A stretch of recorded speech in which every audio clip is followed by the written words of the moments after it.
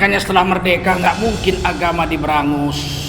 Siapa yang mau memberangus agama di Indonesia, dia adalah pengkhianat bangsa Indonesia.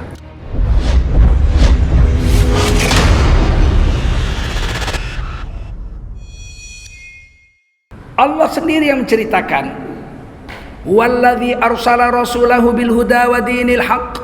Dialah Allah yang telah mengutuskan seorang nabi, yaitu Nabi Muhammad, membawa petunjuk hidup. Jadi Nabi Muhammad itu bil huda, membawa hidayah, bukan membawa budaya. Bukan membawa budaya. Nabi orang Arab, tapi enggak dia bawa budaya Arab. Yang dibawa Nabi adalah yang 100% wahyu Allah. Wa ma yantiqu anil hawa in huwa illa wahyu yuha. Nabi Muhammad tidak bicara pakai perasaan hawa nafsu, tapi yang dibicarakan Nabi wahyu yang diwahyukan Allah kepada beliau. Wadinil haq, dan Nabi membawa agama yang paling betul. Nggak ada Nabi bawa budaya. Ya Nabi kan pakai jubah serban. Ya tapi tidak sama dengan budaya Arab. Abu Lahab pakai sorban, tapi sorban Abu Lahab terbuat dari sutra. Ekornya panjang sampai 2 meter 3 meter, dililit-lilitkan di lehernya. Sedangkan Nabi pakai serban, tidak boleh dari sutra, haram memakai serban sutra. Dan ekornya itu paling panjang sehasta, nggak boleh lebih, paling pendek segenggam. Kadang-kadang ekornya 1, kadang-kadang ekornya 2. Ini hadis Tirmidzi. Artinya sorban Nabi itu sorban syariat, bukan asal-asalan sorban Arab. Paham? Nabi pakai jubah, Abu Lahab pakai jubah, tapi jubah Abu Lahab tidak menurut syariat agama. Terbuat dari sutra, haram. Nyeret-nyeret tanah, isbal, haram. Nabi nggak boleh nyeret-nyeret tanah jubahnya, dan tidak boleh dari sutra. Paham?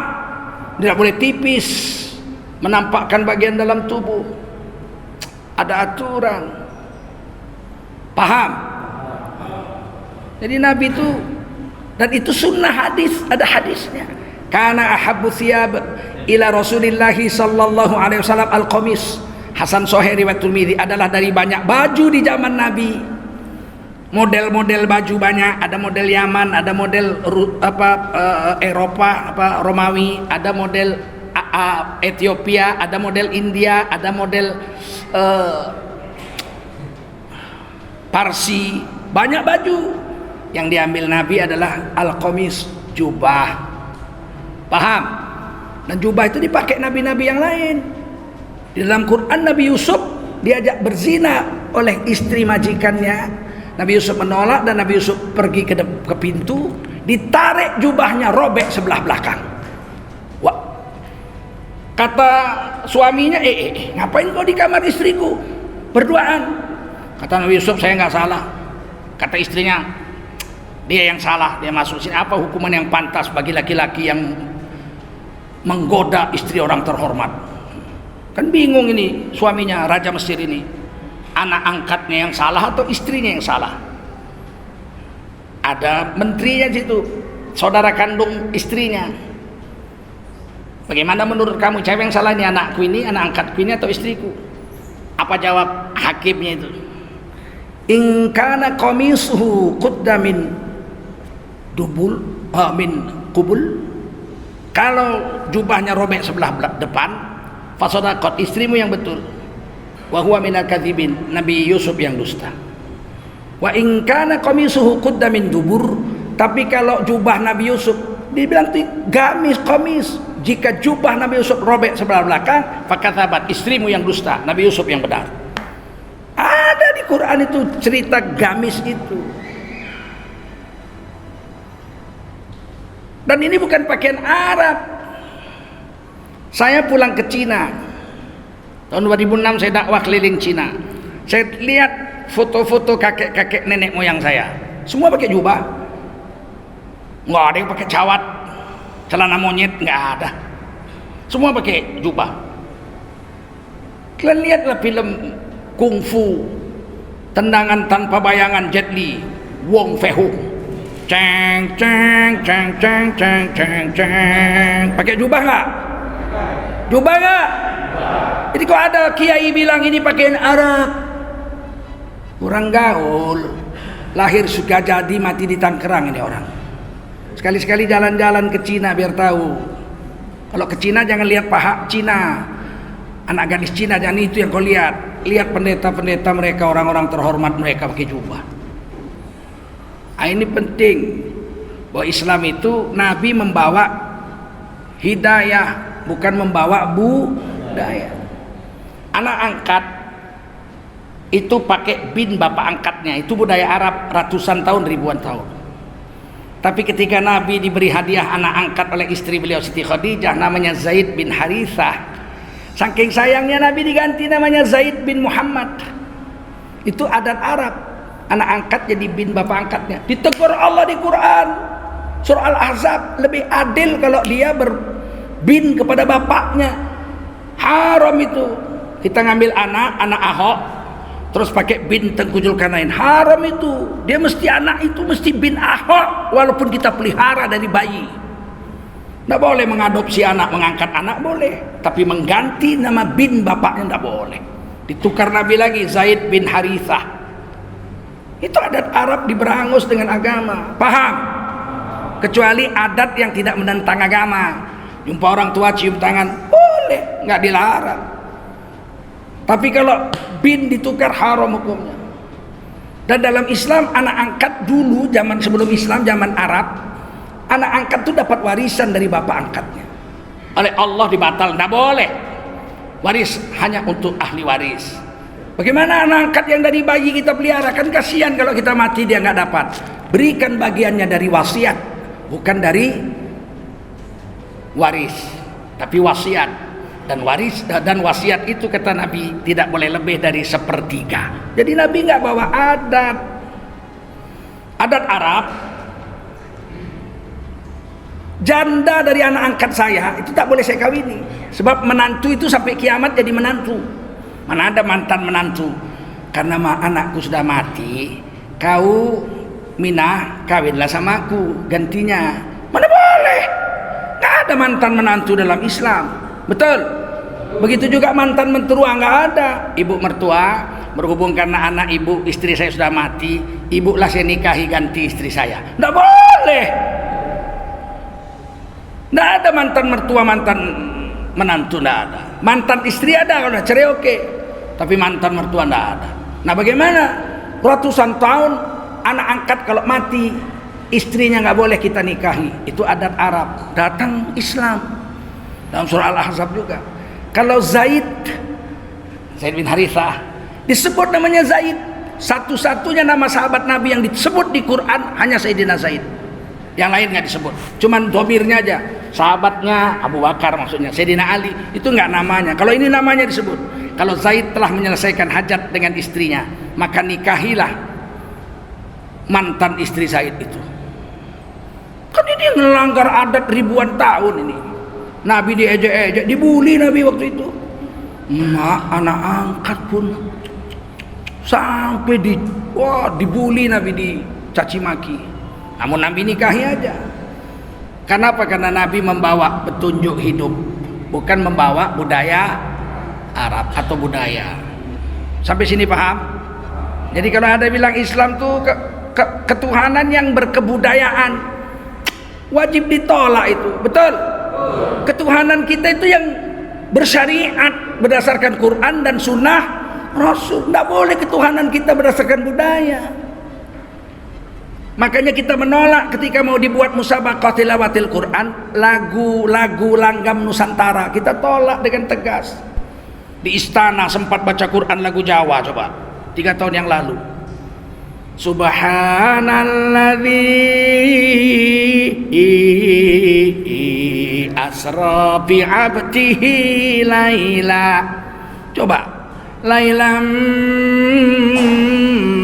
minal masjidil haram. Kan rusak itu. Mau dibikin pula musabaqah tingkat nasional lagu daerah. Apa nggak hancur Quran? Quran bahasa Arab, lagunya lagu daerah, apa nggak rusak? Peserta nomor 1 dari Sumatera Barat membawakan lagu Barana Ampe. Indah dape sama sebujang ya orang oi barana ampe dan nanti juo naik dia ke panggung wadduha walaili idza saja. Apa enggak rusak Quran?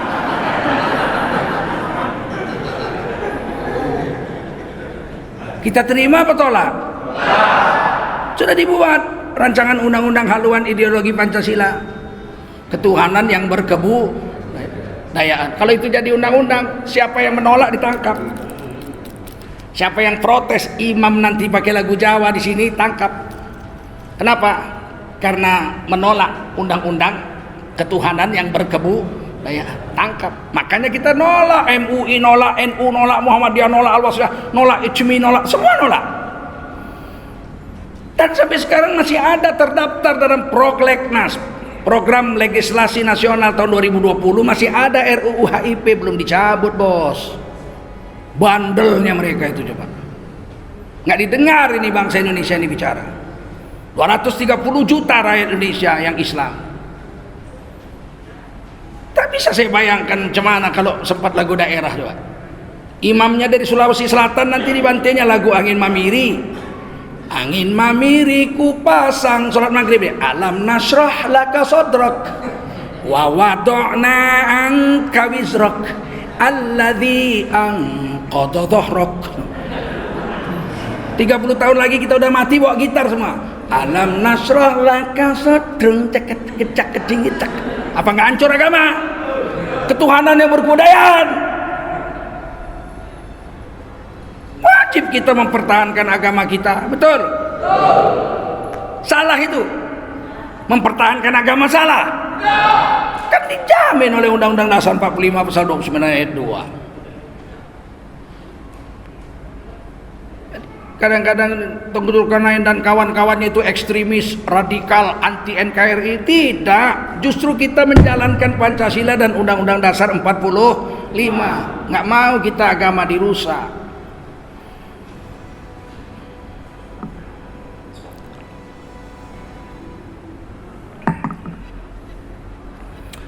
Sebelum merdeka pun kita sudah punya kerajaan Islam di Indonesia, 200 kerajaan Islam. Di Riau aja ada 10. Di Rokan Hulu aja berapa? 5. Ada kerajaan Rambah, ada kerajaan Limakoto, ya enggak? Ada kerajaan Kampar itu Gunung Sailan, ada kerajaan Indragiri Hulu, ada kerajaan Pelalawan, ada kerajaan Siak, ya kan? Itu semua kerajaan Islam, betul? Belum lagi di Sumatera Barat ada kerajaan Pagaruyung dan lain-lain. Belum Sumatera Timur 17 kerajaan. Negeri bapak saya, kalau ibu saya orang Bagan Syafiafi. Negeri bapak saya 17 kerajaan. Tamiang itu ada 3 ya. Kerajaan Banuaraja, Kerajaan Seruai, Kerajaan Sungai Yu. Langkat 4, Deli 5, Serdang 6, Bedage 7, Tebing Tinggi 8, Indrapura 9, Batubara 10, Asahan 11, Kualoh 12, Merbu 13, Panai 14, Bilah 15, Kota Pinang 16, Sanggapayung 17 kerajaan. Ada rajanya, ada muftinya, ada tuan kadi besarnya ada, berdasarkan syariat Islam. Di Sumatera Timur aja 17 kerajaan Islam, di Riau aja 10, sampai Papua Raja 4 Islam. Raja 4 itu Islam di Papua sana. Halmahera ya, Kesultanan Halmahera itu Maluku Utara itu. Tidore, Kerajaan Tidore itu kerajaan Islam. Belum lagi Sulawesi berapa puluh kerajaan di situ. Kalimantan berapa banyak kerajaan di situ. Palembang, Jambi, Lampung, semua kerajaan-kerajaan Islam diajak bergabung ke Indonesia. Boleh? Boleh, setuju. Tapi bagaimana? Kan kami kerajaan Islam. Oh, sedangkan Indonesia bukan negara Islam. Oh, dibikinlah pasal sila pertama, ketuhanan yang maha Esa. Bahwa negara ini falsafahnya berketuhanan Maha Esa. Dan Pancasila itu ayat Quran semua itu. Qul huwallahu ahad, ketuhanan Maha Esa. Ya kan? Kemanusiaan yang adil dan beradab. Manusia bahasa Arab, adil bahasa Arab, adab bahasa Arab. Innallaha ya'muru bil adli wal ihsan. Persatuan Indonesia kanan nas umatan wahidah. Keempat, wasabirhum fil amr, tiap urusanmu mesti bermusyawarah. Keadilan adil juga sudah ada. Innallaha, di khutbah Jumat kan pun setiap Jumat, innallaha ya'muru bil adli wal ihsan wa ita'idil qurba wa yanhanil fahsya'i wal. Pancasila gak ada urusan dengan kita karena itu ayat Quran semua. Kita sepakat menerimanya.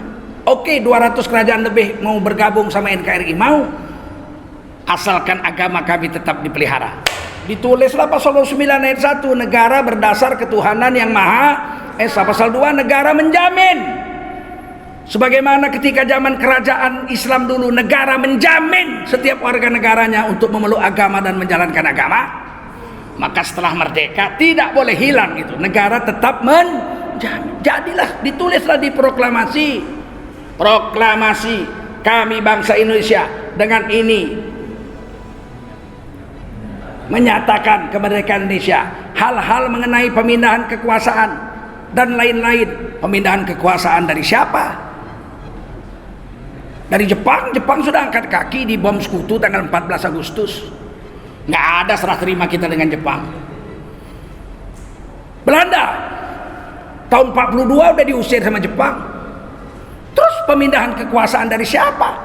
Pemindahan kekuasaan dari sultan-sultan yang ada itu kepada presiden dan wakil presiden Republik Indonesia, diselenggarakan dengan cara seksama dan dalam tempo yang sesingkat.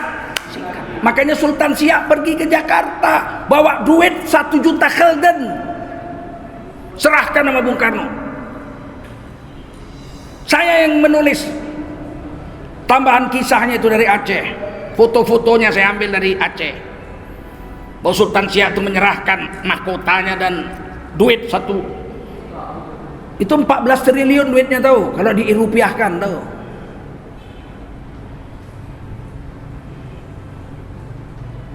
Makanya setelah merdeka nggak mungkin agama diberangus.